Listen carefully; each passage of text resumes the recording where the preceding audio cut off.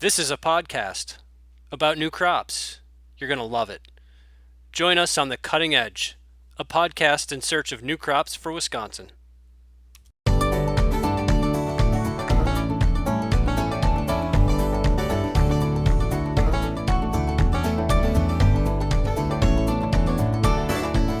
Welcome, everybody, to The Cutting Edge, a podcast in search of new crops for Wisconsin. I'm Jason Fishbach, the Emerging Crops Outreach Specialist for the University of Wisconsin-Madison Division of Extension.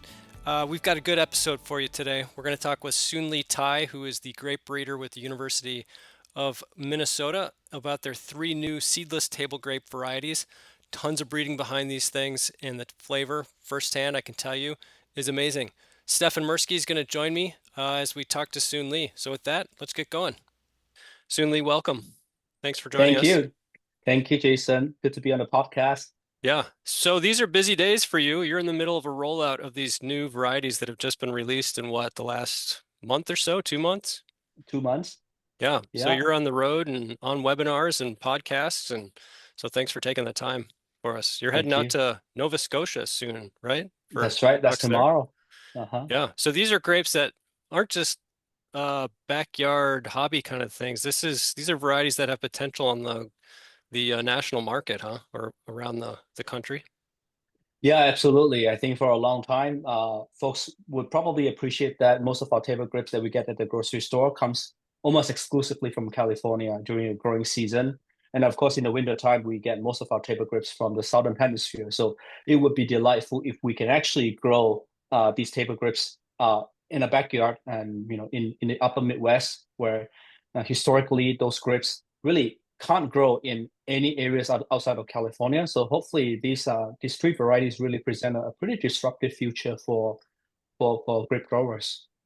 Right. So those who aren't familiar with grapes up in Wisconsin, Minnesota, northern part of the U.S., cold climate, seedless varieties, we've had very few options. Our University of Wisconsin program has been evaluating the seedless varieties since the 1990s, and the three that kind of came to the top over the years that have survived enough to keep people interested: Mars, Reliance, and Somerset Seedless.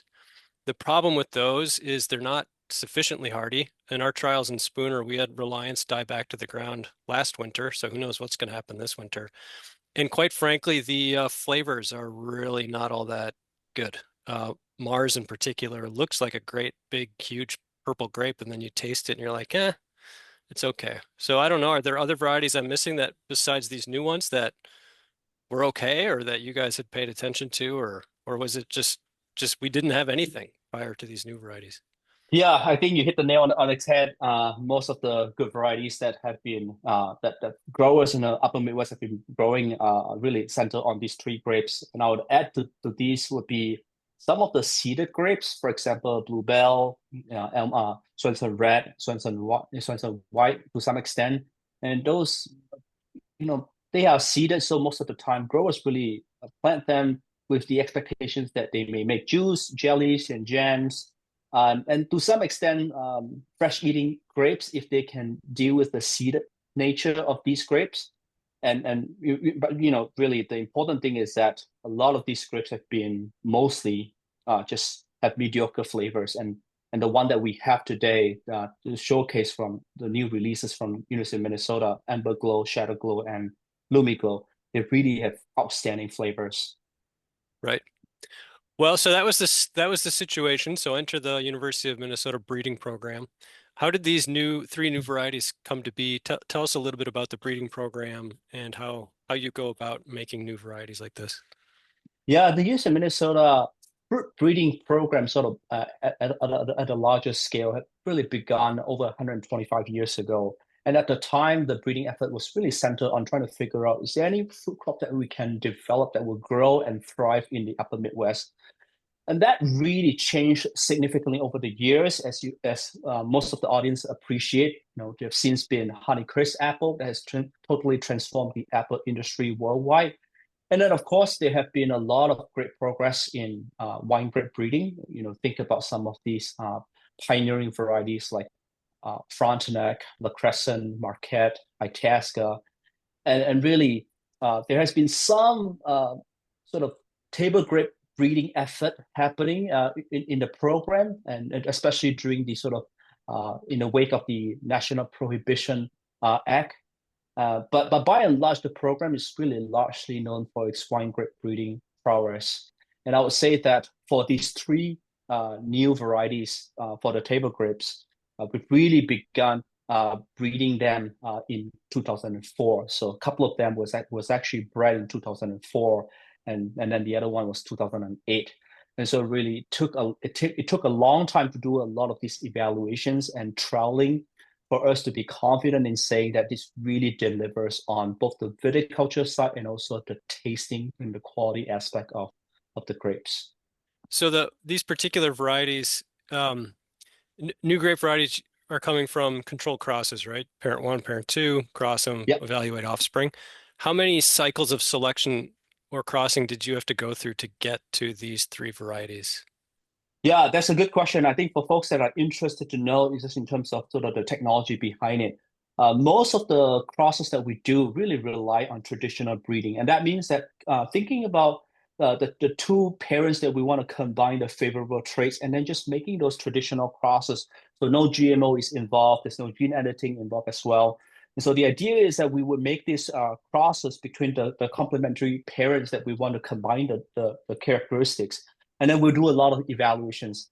And a lot of evaluation really started even in the greenhouse. So we have the seedlings at a really young age that we would then screen them with DNA markers. And that is essentially saying that we are applying a 23andMe, the, but this version is actually for grapes. We'll screen them with 23andMe for grapes, and we would start looking for characteristics like disease resistance, seedlessness, and some of the fruit quality characteristics, although that's still pretty much at its infancy, but really by and large, we focus a lot on disease resistance. And the idea is that if we can have the favorable genetic copies for the disease resistance, this would really impart to the growers that they don't have to spray quite as often during the growing season, because we all know in Wisconsin and Minnesota in the upper Midwest, we get a lot of those humid diseases like downy mildew and black rot. And so really it comes down to selecting the right parents to make the crosses and be unrelenting in our evaluations. And then if the resulting seedlings are not quite where we want it to be, we could actually use them as the next cycle for as crossing parents, and then eventually do more and more evaluations, and from there and so on and so forth. So looking at the pedigree for these three grape varieties, this is actually not just an F1. It's actually multiple rounds of crossing to make sure that we could combine favorable traits from good parents that that can't quite make it to be a release, and we continue to combine those genetics to get to where we are today. Got it. I didn't Because realize that. and if I can add one thing, I think folks really sometimes they may not appreciate sort of the behind the scene that for the crops that they are buying at the grocery store. So for example, it is a really tall order to expect our grapes to be disease resistant, and then at the same time to have good flavors. And at the end of the day, because they can grow in Minnesota and Wisconsin, they also need to be cold hardy. So the analogy I like to invite people to think about is kind of like you want your kids to run as fast as Usain Bolt, to swim as fast as Michael Phelps, and at the same time to be as graceful as you are with Simona Biles in gymnastics. So Right. it is a pretty tall order, and this is why for us it really comes down to a 1 in 10,000, and sometimes even 1 in 100,000 of a probability to find that needle in a haystack. So yeah. Well, should we get into these three new varieties? Maybe. So I've been growing these in my high tunnel and in the field for 3 years now, and starting to learn a little bit about each of them. So I think of Ember Glo as kind of the workhorse. It seems to be the most vigorous, highest yielding of the three, and a good all-around solid flavor. Not maybe the best flavor, but like one that everybody's going to like. Would you agree Absolutely, with absolutely. that Yes. for Well, so here's the Ember Glo? thing. Our among our program crew members, we sort of go back and forth with the different variety, which one we like more. And also, what's really interesting is that when we have them planted at a different tester locations, they would actually say something different in terms of vigor at their different sites. So I think it's Okay. actually we're really starting to find out more and more information about how these three varieties are performing at different regions because we actually have folks that has sort of a more a clay type soil, and but we also have one site in Minnesota that was just a very sandy type of soil, and so some of the vigor concern we don't really see at all in those locations. So it's really interesting. I Huh. like to dive into some of the variety characteristics. Yeah, right. So I can start the first one if you want to. So that's the one Yep. that Jason that you just mentioned, Amber Glo. So EMBER and then GLO. So Amber Glo is a red grape, and the red grape itself, it has a really nice sort of rosy red hue, and it has a nice sort of light crunch when you bite into it. One of the most fascinating part about eating these grapes is that it has a an amazing strawberry-like flavor. And and all these three grapes that I'm going to talk about today, all of them are seedless, and they have a tiny seed trace. But characteristically speaking, when we talk about sort of commercial table grapes, we still can consider this as seedless grapes, because the one that you get at grocery store, they still have a tiny seed trace. Mhm. I can go a little bit more in terms of the zone hardiness. If folks are looking at the 2023 updated uh, cold hardiness zone map, this would be considered a hardiness up to zone 4. And that means that in Wisconsin and Minnesota, you should have no problem unless you're sort of at the very northern side of it with no lake effect or no ocean effect. Growth habit, it is pretty upright and spreading. My recommendation, based on our preliminary data so far, is that growers can think about growing them on a high wire cordon. And just for reference, this would be the most common training method for wine grapes in Wisconsin and Minnesota. And for us, in terms of harvest window, we typically harvest them in Minnesota right around the first week of September. Of course, this may vary from year to year. If you have a really unusually warm summer for us in and fall in Minnesota, then we could expect this to start harvesting right around the end of August. But really, historically, it has been around early September. Soon, Um, Lee, have, and have you noticed with Ember Glow, my experience has been that it's kind of like Somerset seedless in that if you're not careful, it can really overcrop and you get a million small clusters. Is fruit thinning something you recommend for this variety, or is it site specific about with vigor and Yeah, everything? I think there is some level of site specificity. For example, if you have a really sandy soil, I suspect that problem may not really be all that prevalent. But that's a really, really good point to make, which is that, in the first fruiting season, growers can expect to start seeing some clusters. I think this is actually a good time for growers to think about what are some of the characteristics that's coming up from the vine. If the vine is really putting out a lot of clusters, I would suggest that the growers in the following season to be mindful about doing some cluster thinning. And really, the important thing to make here is that when you do cluster thinning, it seems like you're sort of losing out potential clusters. But think of it this way, that you want to actually be able to maximize for the clusters that the vine is devoting resources. You can actually get a full clusters out of it.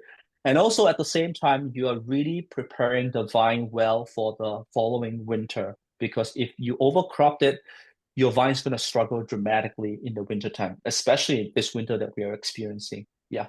Okay, so anything else on Ember Glow? Should we move on to Yeah, Shadow absolutely. Glow? I'm saving Yeah, the best actually, best for last, so we'll go to Shadow yes, Glow next. yes, absolutely. And so we go to Shadow Glow. So Shadow Glow is a black grape. And and in our program, we call Shadow Glow kind of like a blueberry grape because it looks like one, it kind of tastes like one. And so I want you to sort of picture this. The color is black, looks like blueberries. The size is also kind of like blueberry. It has a snappy texture. It's sort of the most firm among the three. It is mildly tart, which could be a slight turnoff to some people, but although we've heard from consumers that flavor sort of grows on them with that mild tartness because it sort of makes the whole grapes more interesting.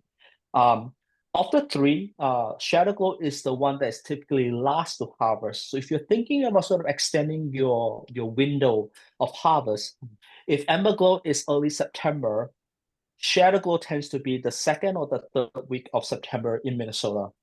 And so yeah, so that's really sort of the gist for Shadow Glow.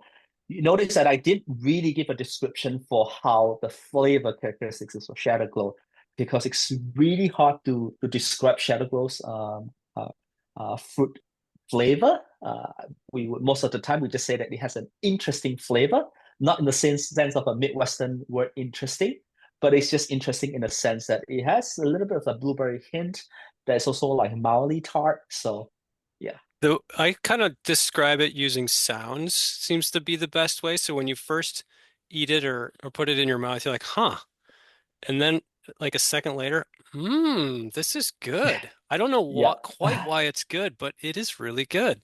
I find of the three, I keep coming back to that one because it's got that little firmer texture, a little, it's not really crunchy, but I see what you're saying with the little bit of seed trace, but the yeah, flavor is it's good in a way yeah. that's hard to describe, like you said. Yeah, and maybe the other thing that I want to add that's special and unique to Shadow Glow is that of the three, this is the one that really presents itself for alternative users. So what do I mean by that? For example, we've had folks both in our program and among our testers, they've actually harvested the grapes and instead of just eating them fresh, which you could, they've actually tried making muffins and pancakes and even raisins from these from Shadow Glow. And the result really have been extremely favorable, so much so that we wrote a grant uh, to tell the funding agency that, hey, we want to trial this and see whether or not do consumers can they tell a difference between this versus a blueberry pancake, for example, and if they do, which one do they actually prefer? And so we've actually going to be starting that pancake and muffin test as early as next month. So we're really excited for that. So and so one thing that we have been snacking in our program is that we've been snacking on Shadow Glow raisins because it's just Hmm. lovely to snack on it, and we can also put it in salad. It just makes a really nice flavor and texture difference on your salad. Yeah, that's I'm interesting. That's a totally different use for grapes than we're used to. Absolutely. Yeah. I'm wondering if you've done any nutritional analysis, as with the shadow glow being so dark skinned, are there more antioxidants or nutrients in there than the other varieties? That's excellent, Stefan. We actually wrote a grant, us telling the funding agency that we were going to look at the nutritional benefits of Shadow Glow and how that compares to first a traditional black grapes, and second, how does that compare to a regular blueberries? And that grant is actually funded, and we are actually in the process today of peeling the skin and the pulp, and we're sending the sample next week to our collaborators for them to do the analysis. So hopefully stay tuned. We get some reporting on whether or not they are neck to neck in quality in terms of anthocyanin content and antioxidant properties with blueberries. Fingers crossed. Am I right that Shadow Glow of the three tends to be the least vigorous plant? I definitely in my trials, it's been a little trickier to get established and slower to grow. And I've seen the same thing in the high tunnel. It's more than adequate vigor in the high tunnel, but compared to the other two, it definitely seems less Yeah, I vigorous. Is would that say that. true? Yeah, I would say that is correct. We've had testers in Iowa that have a difficult time sort of establishing them. I think by and large, it depends on sort of that, the vigor is more subdued compared to the other two, and then the other thing is that it's very critical to do a good job in the early establishment years to make sure that Shadow Glow really have a chance of doing well. And I say that realizing that 2 weeks ago we visited one of our growers in at a sandy locations, and of the three grapes that they had, Shadow Glow is the one that does the best Hmm. vigor, growth, and it's hard for us to explain because that's a sandy soil that they have, and yet Shadow Glow is the one that performed the best. Winter hardiness as well. It seems like it's done the best there. So Okay. Is it different enough from the other two that there are different growing recommendations yet, or is it still kind of unknown exactly? for the time being, I think they're still fairly similar, but right now we are also doing a trial on training system, which training system is most suitable for each of them, or if they're going to be the same. And I'll be talking about sort of a two-dimensional training system like a high wire cordon or VSP versus a three-dimensional structure like a Geneva double cordon curtain. So we're still trialing that one. So hopefully we'll have some results to tell people whether or not you should use the same method for all three or slightly different among the three of them. Okay. Are you ready to talk about the showstopper, LumiGlo? Yes, that's right. So folks that I get to introduce it oh please do, please with do. an anecdote. So I'm trialing some in my high tunnel, and I brought some to our local retail co-op grocery store in Ashland, Wisconsin, and we weren't able to use the names yet because they hadn't been formally released, but so they were just known as the green grapes. And I also sell tomatoes and other produce to them, and nobody ever seems to get too excited about, heirloom tomatoes. Like they like them, but you don't really hear too much. I brought in those green grapes. An hour later, I get a call. Hey, can you bring us more green grapes? People love them. The staff bought them all. We didn't even get to put them out on the floor yet. And there were comments like, I don't usually like grapes, but I love these green grapes. Are the LumiGlo grapes. Or comments like, this is the best flavored grape I've ever had. And we never get that kind of response from customers. And so once we were able to bring some more in, we had customers found out that we had them, and they were calling us directly to try to get them before they went to the co-op grocery store. So in the fruit and vegetable world, I don't see that happening, right? People don't get that excited about fruit and vegetables, but they did about this green grape. So um, who knows? Maybe it's just those customers at that time, but I think what you're finding too, and anxious to hear your thoughts on it, that this is for real. Like this flavor is something truly different and something truly special. I kind of think of it as like Hawaii and a grape with those tropical notes. So anyway, that's my intro to LumiGlo. Take it from here, Sunli. Jason, that's amazing testimonials, and I wish I'm in a different role to say these testimonial as well, because when I say this, it sounds like there's a conflict of interest. Of course, I have this inherent bias, and you're absolutely spot on. This is the grapes that we consider to sort of have that strong, nice, tropical flavors. It has a really nice hint of pineapple. So folks that are really looking to combine that tropical flavors with grapes, look no further. LumiGlo really is the showstopper. So much so that for us, when grape first has the color change phenomenon that we call veraison, we actually are forced in our research vineyard, to start netting these clusters, because we would have birds and turkey start devouring them. So as an example, last summer we netted them as soon as, just even before the colors start changing.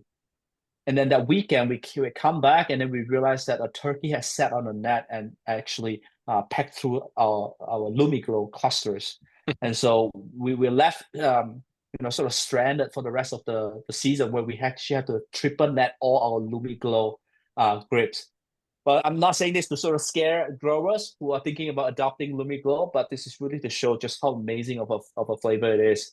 Harvest time, it tends to start at late August or in early September, if you sort of compare the timeline of the other two varieties.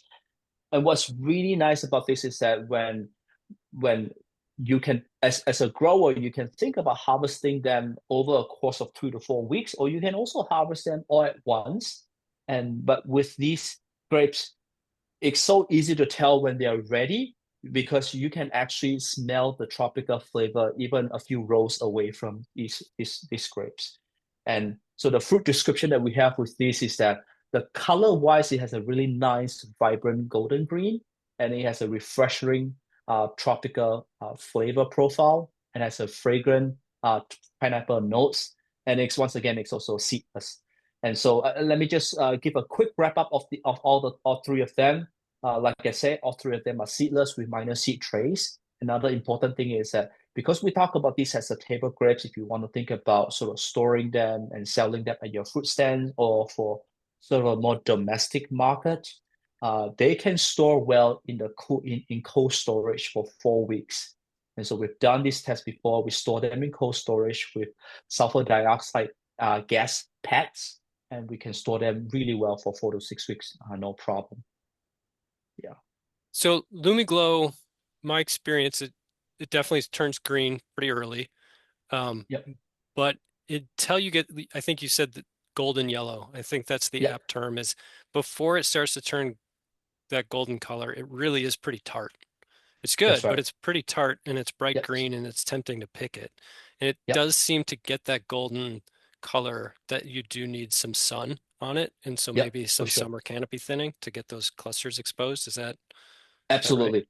Yeah, Jason, that's really important. And let me make a good distinction here, which is that uh, if you are an experienced wine grape growers and you are looking to diversify and add table grapes in your portfolio, please know that table grapes really should be harvested with slightly different guidance than wine grapes. With wine grapes, we always think about it in terms of the sugar content and the acid content. So if you're looking for something that is sort of a more typical range, around 24-degree Brix for sugar and around 10 grams per liter or lower for acid. But that's really restricted to wine grapes. But for table grapes, my recommendation for people is that go and try the grapes. What you're really looking to capture is premium pricing, and premium pricing comes with responsibilities. And so I would encourage people to not pick based on sugar or acid, but actually pick based on flavors. And this is especially relevant for Lumiglo when you're trying to really make sure that the grapes exude that aura of tropical flavor. So make sure that it has that tropical flavor if you really want to wow your crowd. Because we've actually seen testers who harvested them at around that sort of green stage. And at that point, I say that it is pretty comparable to what you can already get at the market, where it's not very interesting, it doesn't shine, it doesn't really stand out apart from the competition. But if you harvest them when it has that sort of golden yellow hue, it's an absolute showstopper. Okay. Well, that introduces the grapes. And I don't think we've used the series name. So these are the Northern Glo grapes and of the That's three right. varieties in the Northern Glo series. Okay. So how do growers go about getting these plants right now?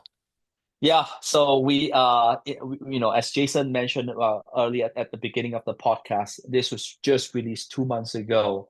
And so we're at a stage where there may be a little bit of a growing pain in trying to provide growers with these varieties. And so growers can actually get them through some of our licensed nursery, but in this year, it will still be limited quantity. We expect a more full sort of rollout and availability in spring of 2027. So there's sort of four options to consider. First is Danhauser's Superior View Farm, based in Bayfield, Wisconsin. So they should have availability to provide material as early as this year in spring. And then we also have three more of a well-known national provider of nursery. That would be AA Vineyards. The other one is Winter Haven Nursery, and then the other one is Northeast Vine Supply. But for these other three, we expect the vine availability to really be more in sort of the spring of 2027. But I should also preface by saying that we understand that there is a little hiccup in sort of meeting the demand because the demand and supply equilibrium still hasn't been reached. And so my program, we still have some additional vines that we would be willing to supply if that is the bottleneck that we're having. Of course, our interest is just to make sure that the growers will be successful in adopting these. We serve a land grant mission of really trying to make sure that we can help support both public education and also public success among growers and industry stakeholders. So as of recording here on January 22nd, checking the websites of the three larger suppliers, it doesn't look like they're offering them yet. Yeah, So maybe that's in time, but I have been working with the Hauser Superior View Farm Nursery in Bayfield, Wisconsin. They do have a website up now. It's northernglograpes.com. That's their yeah, nursery website, and they are signing people up on the waiting list. It sounds like their online ordering won't happen until April. And the other thing that they're doing, and this is partly at my urging from UW Extension, is trying to think about how do we create clusters of growers that eventually can work together to supply larger, say, grocery store markets, maybe share cooling capacity, shipping infrastructure, that kind of thing. So what Hausers is doing is they have what's called a grower partner program. And that's where an organization of growers, whether formal or informal, or like a nonprofit organization that supports growers, is they can sign up to be a grower partner. They then go and work with all of their members or farmer members and compile orders for the plants and then submit that group buy or that group order to Hausers, and that'll reserve their place in line. And it also allows to the growers by working together to get volume-based pricing that Hausers is offering. So we're hopeful that that system works out. I believe he's offering it to folks throughout the upper Midwest or any state, not just Wisconsin. So might be a place to start if you're an organization involved with grape growers. Soonly, it does raise a question. So are the California growers going to grow these? Can they? Uh, no, actually, I suspect these probably would not meet the criteria that California industry wants, which really predominantly rests on the size of the berry. And I should clarify that, the size of the berries that we have for the three grapes are not quite as large as those typical of California table grapes. And having said that, even though I don't foresee any interest in California in planting them, we've actually begun a trial with a company in California just to see how these grapes would perform under their strong heat intensity and long growing degree days in California. I suspect there are going to be some differences in the flavor quality, and particularly thinking about how hot it gets, and also how warm it also gets during the night temperature. So Mhm. so we will probably start having the results in a couple of years, sort of having a 2 or 3 year data points on that. Got it. So the other thing we should talk about is superior fruit innovations. So not just everybody can grow these grapes, right? They have to join the program. So can you talk about Yeah, that? yeah, that's a good point. Yes. Growers who are interested in growing them, as I previously mentioned, there's sort of the four licensed nursery where you can obtain material to grow for these grapes. However, an important distinction to be made is that growers need to be a member of the Superior Fruit Innovation, and from now I'm going to call them just as a shortened SFI. You need to be a member of SFI, and this really allows us to track who are the growers, whether or not the growers have already been a member of SFI before when they purchase these grapes from the nursery. And you can think of SFI as sort of a membership model when it comes to having access to a suite of portfolios of apples and grapes released from the University of Minnesota. And so it's a $100 fee that you pay one time that is good for 10 years. And then you can have access to then these three new table grapes varieties and also three new apple varieties. And then if you choose to purchase these grapes, just know that there is a royalty that is charged on a per vine basis. So at the time of purchase, it's a $1 per vine royalty that goes back to support the investment and the breeding effort of the program. And then on the fourth growing season of the grapes, there's also a $1 per vine per year, starting from the fourth growing season. And we believe these grapes have phenomenal flavors and you will be able to get high pricing premium for selling these grapes, as you've heard from Jason's testimonials from both himself and also from our existing testers. All of them have been very enthusiastic to even hear about the SFI licensing model, which is really a way for us to provide these high quality varieties that's accessible not just to large scale grower, but even medium scale and also small scale grower.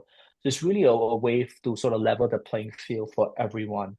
And at the end of the day, we recognize that it's really expensive to run a breeding program. So hopefully, this new licensing model will really allow us to recoup the investment to allow us to continue to breed for high quality varieties. Are there any eligibility criteria for becoming a member, or can anybody if they pay the membership fee? Yeah, I think that's in the sort of eligibility side, it's not so much in terms of the front end eligibility, but we do require SFI members to provide an annual reporting. And this is not an onerous effort, but it's just a quick reporting to allow us to know how many vines you have and how are they performing. Are you seeing sort of any winter injury? And then if you're selling them, what type of revenue that you get. And of course, all these things are going to be confidential. We're not going to be sharing this data with any other growers. This is just for us to keep tabs on the progress for each of the grower. So at the end of the day, we want to make sure that SFI member also understand that there is a brand supporting from us to help support them along the way. So let's talk a little bit, and I know Soon Lee, you're more on the breeding side than the agronomics of grape production, but let's talk a little bit about how to go about growing these, maybe just kind of at a high level, what you might do year one, year two, year three. In particular, when you start putting the vines up on the trellis and when you want to start cropping the plant in terms of your first harvest. You know, everybody wants to get grapes as soon as possible, but maybe that's not such a good idea. Yeah, just from a very big overview perspective, I would say the most important thing when you think about planting this grape is actually to first look at the site that you will be planting then. See whether or not your site is suitable for planting grapes, and that would encompass doing some sort of nutrient analysis and so on. And once you've obtained the grapevines and you've selected your site and you want to plant them, we normally advise people to plant when you notice that the risk of any late spring frost or early summer frost is totally gone or absolutely minimized. And so for us, it's typically right around Memorial Day, and sometimes it could vary. It could be in the middle of May. And so you plant them, and during the first season that you plant them, it's very important to make sure that you absolutely care about the establishment of the vine. That means that you would bamboo these vines, you would stake them, you would make sure that they are well supported. You will make sure that you have carved out sort of a strip on both the the left side and the right side of the vine, making sure that there's no weed that is going to be in competition with the growth of the vine itself. That's very critical. We see a lot of mistakes with growers, either not putting bamboos in the first year and not providing that sort of weed strip for the vine itself. And if, of course, if you have the time to set up the posts and the wires to support the vine, you could do so, but you could also wait till the following summer to install the posts and the wires. And so by then, hopefully your vines would get up to either the second wire or the very top wire, and in the second year, you may or may not get fruit clusters. And this is going to differ with locations. And if you do get fruit clusters, my recommendations would be to remove the fruit clusters. Really focus in the first two growing seasons to really beef up the vine, making sure that all the resources is really going towards the vigor of the vine rather than any of these fruit characteristics. And then in the third year, you may start cropping them. I would be kind of conservative. And of course, this really depends on your site and the productivity of the vine.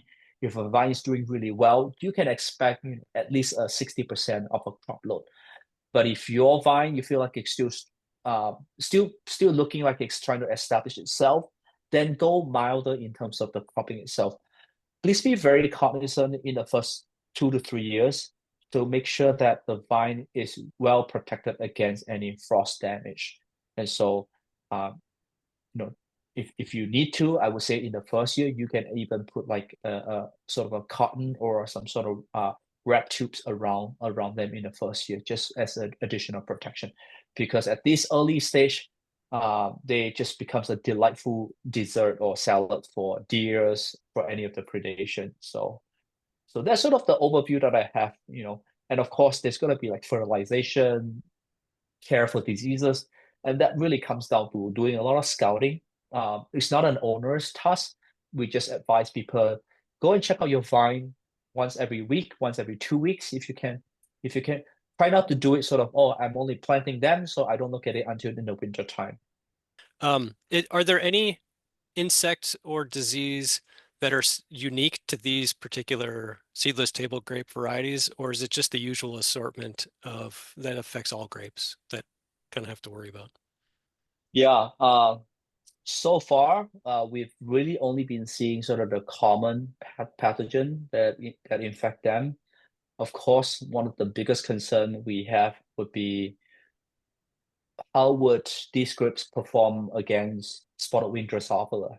Yeah. Obviously, it's going to be a big concern, especially for grapes, which for wine grapes is really not known to be a problem because of the thicker skin. Could be a problem for thinner skin table grapes. So far, on knock on wood, we haven't observed anything when it comes to SWD impacting this grape, and that is to a large extent because we haven't had any pressure of SWD at our research vineyard. Hmm. So just something to be mindful of. Soon Li, this has been great. This is exciting. Awesome. Yes, I'm excited. Stefan, any last Yeah. questions? Yeah, I got a chance to try these at the West-Madison research site last year, and I was also pretty blown away by the flavor. Yeah, I'm really excited to get more involved this coming year. And yeah, I think it sounds like a really great opportunity. I'm excited to see where it goes. Yeah, this was really interesting. Thank you so much, Soon. I appreciate all your hard work on this. No problem. This is really a team effort from everyone. That also includes Jason. So thank you for allowing me to come on a podcast, share this. You bet. Thank you. Well, that's good stuff from Soon Li and the team there at the University of Minnesota. It's not every day that new varieties like this come out on the market, and you can tell folks are pretty excited about these. So I hope next questions you've got are how do I grow these and what are the yields like?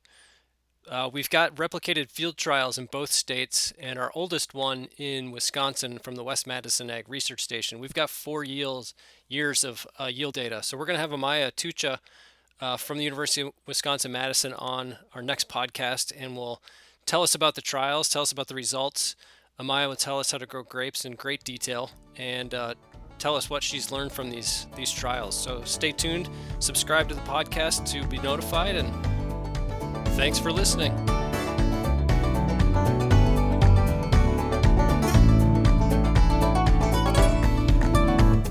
Brought to you by the University of Wisconsin-Madison Division of Extension.